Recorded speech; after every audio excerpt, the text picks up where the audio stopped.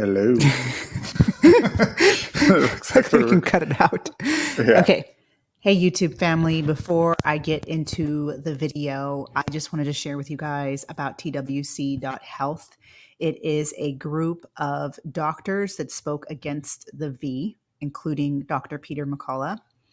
And they offer virtual healthcare. They also have incredible supplements that help you detox, which we need a lot of detoxing right now with everything that's going on.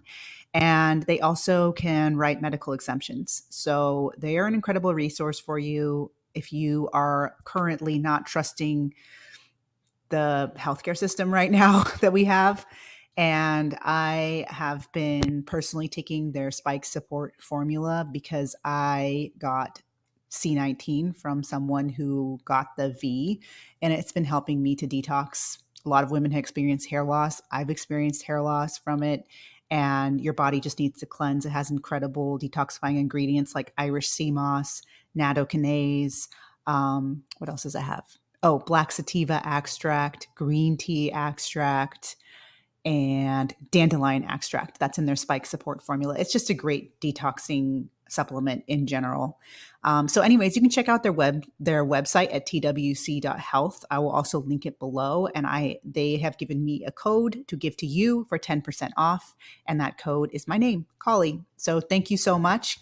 I am an affiliate with them. So when you do shop with them or order any of their supplements, you do support my channel, and you know how hard it is for YouTubers like myself. I guess I'm considered a YouTuber now, but to, make it in basically I can't have this as my full-time job. That's for sure. It's never going to be my full-time job because I have to do a lot of other work. And in fact, in the video that you're about to watch, you're going to get a little glimpse into what else I do besides running my school. I also write articles, and we're going to talk about that in the video that's following this ad. So thank you so much, and check out twc.health, and God bless you all, and check out the next video. Did you ever go to the Boys and Girls Club?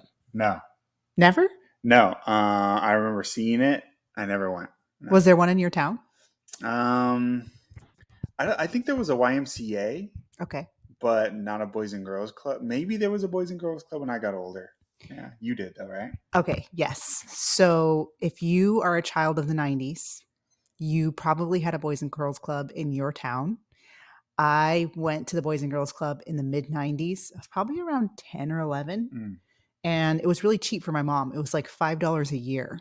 And it was supposed to be a place for kids to hang out that maybe didn't have anywhere to go after school. And it was a really low-cost place for my mom to drop her kids off. My brother and I used to go.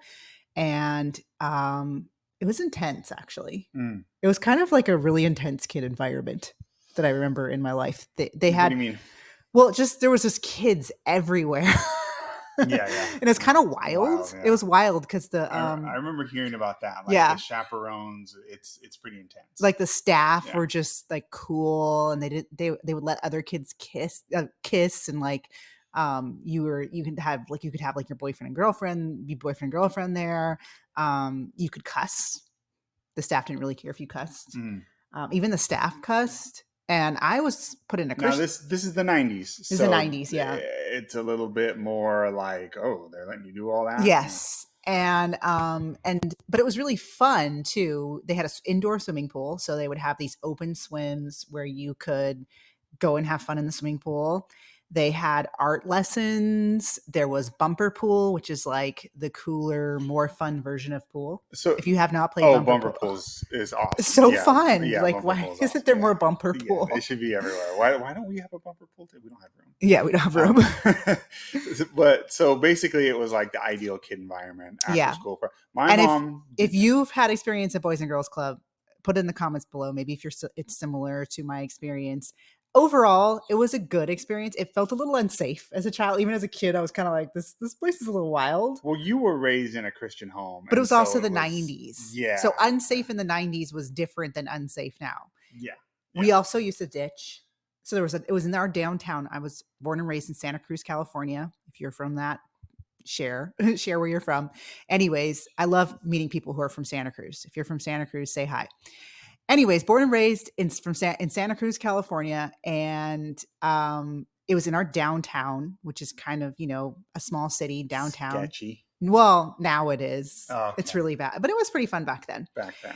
And there was a Taco Bell. So we used to ditch the Boys and Girls Club. That was kind of like the big bad thing I would do, is ditch the Boys and Girls Club to go to Taco Bell. and That get some Taco Bell on the corner in Taco Bell's downtown. delicious. Yeah. Come on, Taco Bell's delicious. And that was your big wild thing to do when you were a kid. Yes. And it was so cheap back then. So if you had like 79 cents, you could get something from Taco Bell. Well, How old were you at this time? 10, 11. I probably went there from like 10 to 12. That's the age of kids that go to Boys and Girls Club. It's not really a teen place. It's not really a really young kid place. It's a middle school age place. Well, if you went to the Boys and Girls Club like me as a kid, you need to erase whatever you had in mind of what that place was like, because it is now a grooming club. Okay, so let's intro this. So Kali has written an article in the Capital Research Center for the Capital Research Center on the Boys and Girls Club. And put it up on the screen there. And so I'll link the article if you want to read the Okay. full article, but some people don't want to read full articles. Yeah. That's why we're going over this. This is a warning to parents, to future parents, to people that know the parents. And the Boys and Girls Club is very much a kind of, it's marketed itself as a daycare for low income people. Basically. Yeah. And so it's a lot of inner city neighborhoods, that kind of stuff. Could you, before we go into that more, could you just say briefly what is the Capital Research Center? Capital Research Center is basically, they've been around since the 80s. And what they do is they research nonprofits and public figures, and they find corruption. So they've done a lot of work exposing Black Lives Matter. They've done a lot of work exposing like the climate change nonprofits that just basically take a bunch of money and do nothing. And so I do a lot of writing for them on what goes on with our educational system, teachers unions. They also expose a lot of the unions. And I also write just basically nonprofits that deal with children. So I've wrote about nonprofits that are pushing for comprehensive sex education in our public schools. And what that means is pleasure-based sex education. It's totally inappropriate. I wrote an article about that. And I've been writing these articles regularly, but I realize I need to start sharing them with you guys. I don't really post them. People don't. I don't see share it, about or they them. Don't know about, it's a lot of work. Yeah. I do the research, and people need to know that the Boys and Girls Club is no longer what it was when they were a child. No child belongs in the Boys and Girls Club. So we're not going to read the article here, but basically we're going to give the same info, kind of an overview. And if you want to, you can go back and read the article. Yes, and please share it. Share this. Share this with your friends and family who have kids, or if you have kids, because these kind of places should not even be in operation anymore. They should be shut down because they're grooming children, especially in red states, on their sexuality. Yes, exactly. So in the Capital Research Center, they've been doing a lot of great work exposing corruption. You focus primarily on things having related somewhat to children or education. So that's why you did this one on the Boys and Girls Club. Okay. So let's get into some of the highlights. Sure. Or lowlights, so to speak, of this article. Let's see here. Okay, so you got some quotes from the website. You go into the background, and then you've got some quotes that kind of take it on another turn from what we remember. So if you went to the Boys and Girls Club like you did back in the 80s and so forth, wipe from your mind that memory and now take a left turn onto this is what it is. Here's a little history of the Boys and Girls Club. Yes. The Boys and Girls Club was originally a boys club. There was a group of women, I forget what state, it was some like Virginia or something. I forget the exact state. Yeah. You can see in the article. There was a group of women that saw that these boys, this is the late 1800s, this institution has been around for over 100 years. There was a group of women that saw a group of boys just hanging out on the streets, getting in trouble. And they were like, okay, these boys need constructive activities to do that keep them out of trouble. Because the thing is, boys will be boys. Yeah. We love our boys. Yeah. But sometimes they get in trouble. And so it was strictly a boys club for years. And then in the 60s and the 70s and the 80s was when they started adding in girls. And then it became officially the Boys and Girls Club in the early 90s. And that's when I remember going to it. Really, it wasn't until then. Huh? Yeah, well, most of them were the incorporated girls, but it became as officially a national Boys and Girls Club. organization. Okay, that So makes sense. now the Boys and Girls Club, though, if you look at the website, their whole mission is to help kids that are LGBTQ plus whatever. They are wanting to help children that do not feel comfortable in their homes about their sexuality, their gender identity, all of that stuff, to come out. And they want them to do it at their club, and they actually match them with mentors. And usually these mentors, the average Boys and Girls Club staff is between 18, 19, 20. And they want to create a safe place for LGBTQ plus kids to come out basically at their Boys and Girls Club. So here's a quote from them. Wow. It says, after more than 160 years of serving youth, we know that a sense of belonging is everything, especially for LGBTQ kids and teens. Clubs work to foster a safe, positive environment for youth and staff and families of all sexual orientations, gender identities, and gender expression. Now, when I hear that, when I hear them talk about how sense of belonging is everything, which it is for a young person, it's everything. And then their focus is on the alphabet mafia, whatever you are called, then I think it sounds like to me is they're using that sense of belonging that kids have. And when you're a young person, 10, preteens, early teens, and you're looking up to, all you care about is like college age kids. Those are the coolest thing ever. People in their 30s are useless. They don't matter at all to you. Anyone older than that is even more useless. But college age kids is what you look up to the most. And so those are the mentors, and those are the ones who are guiding them, and they want this sense of belonging. So that to me sounds like you're taking advantage of the kid's desire to belong and turning it into a way to influence them towards the alphabet. Exactly. So on the website, they now have quotes from other teens from the teens that are members of the Boys and Girls Club. And here's a quote: "I can come here and be who I am. At home, there's always a filter, but here there isn't. People here are more accepting than where I typically am for most of my day. From my perspective, it seems that it's the only accepting place." So again, it's this idea that the parents' house is this place where the child doesn't feel like they can be themselves, but come to our Boys and Girls Club and you can just be yourself. So to translate, basically what they're describing is the same thing we saw in public schools, where around these particular adults, the kid is coming out, whether they're trans or whatever, but at home they're not telling the parents. It's all an intentional separation of children. And I know that there's going to be people on the left, an intentional separation of children from their parents. I know that there's people on the left, they're going to be like, oh, this is so great. There's a place for these kids. There's a place for these kids to go, right? Guys, these places are not that safe. Well, first of all, these are not professional counselors or anything. They are not professionals. If you even wanted to go to that, to the like, okay, who should be talking to kids about this stuff? But on top of that, like, where are the parents' decisions?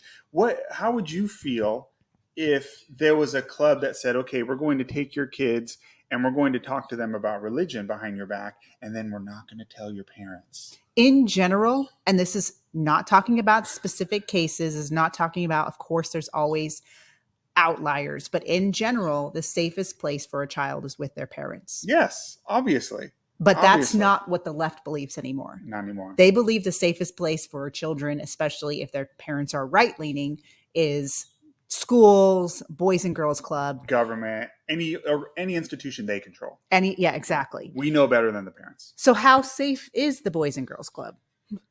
Okay, that's where it gets into some ugly stuff.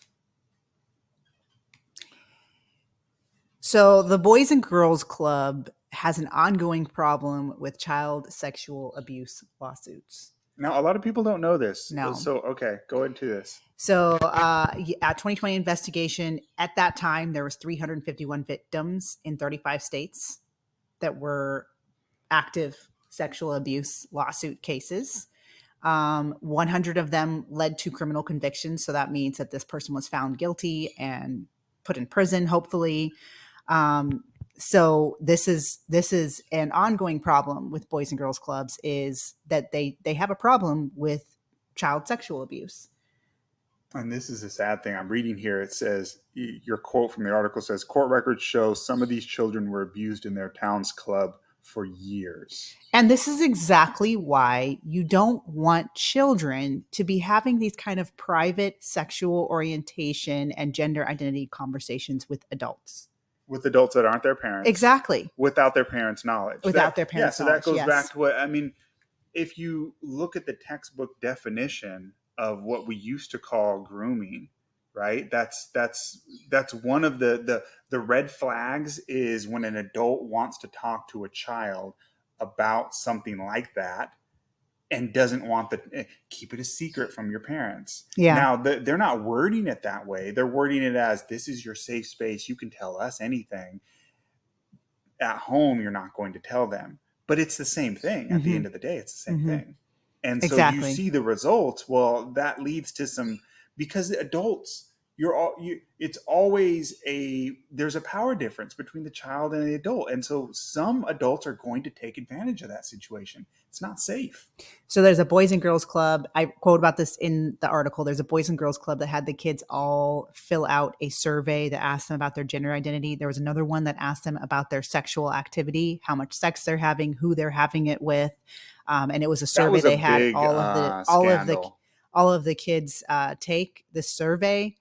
It was in Rhode Island. It was in Rhode Island. So in a Rhode Island chapter of the Boys and Girls Club, they asked 9 to 12-year-olds in a survey if they were transgender or non-binary.